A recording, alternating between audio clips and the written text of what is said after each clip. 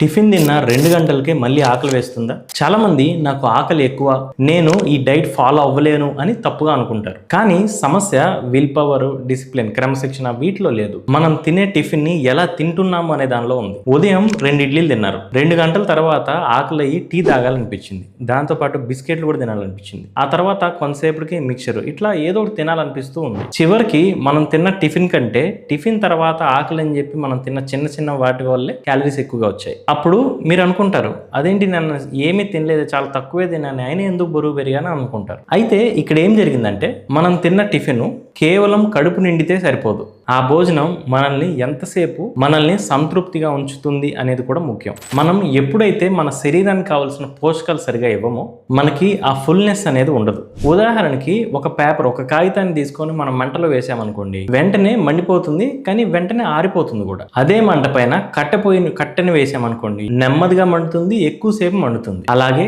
కేవలం refined carbohydrates అంటే పిండి పదార్థాలు మాత్రమే తీసుకుంటే, అంటే సింపుల్ కార్బోహైడ్రేట్స్, ఇవి ఎంత తిన్నా కడుపు నిండదు, వెంటనే మళ్ళీ ఆకలి అవుతుంది. కానీ అందులో సరిపడా ప్రోటీన్స్ అంటే మాంసకృతులు, పీచు పదార్థాలు, ఫైబర్, మంచి కొవ్వు పదార్థాలు, నూనె లేదా నెయ్యి లాంటి పదార్థాలు లిమిటెడ్ గా తీసుకుంటే ఇవన్నీ బ్యాలెన్స్ అయితే ఎక్కువసేపు ఆకలి అనిపించదు. ఇక్కడ అసలు సమస్య ఆకలి కాదు, ఆకలి వచ్చినప్పుడు మనం తీసుకునే నిర్ణయం. ఆకలిని ముందుగానే ప్లాన్ చేయకపోతే ఈ biscuit, mixture, sweets, bakery food order పెట్టుకోవడం, రోజంతా చిన్న చిన్న క్యాలరీస్ తినేస్తాం ఎక్కువగా. మనం బరువు తగ్గకుండా ఆపేది ఈ బ్రేక్ఫాస్ట్, లంచ్, డిన్నర్లు తినే పెద్ద మీల్స్ కాదు, ఈ తెలియకుండా మనకి గమనించకుండా తినే చిన్న చిన్న క్యాలరీస్ అనమాట. ఇవన్నీ స్నాక్స్ ఉంటాయి కదా, ఇవన్నీ. అందుకే బరువు తగ్గాలంటే టిఫిన్ మానేయడం కానీ, లేదా కేవలం పిండి పదార్థాలను కొంచెం తగ్గించి తినడం కానీ చేయకూడదు. తక్కువ తినాలి, కానీ ఆ తక్కువలో ఏం తినాలి అని ఆ బ్యాలెన్స్ ఎలా చేయాలనేది కూడా నేర్చుకోవాలి. గుర్తుపెట్టుకోండి, తిన్న 2 గంటలకి ఆకలి అవ్వడం అనేది మన బలహీనత కాదు, మన భోజనాన్ని ఇంకా బ్యాలెన్స్ గా డిజైన్ చేసుకోవాలని చెప్పి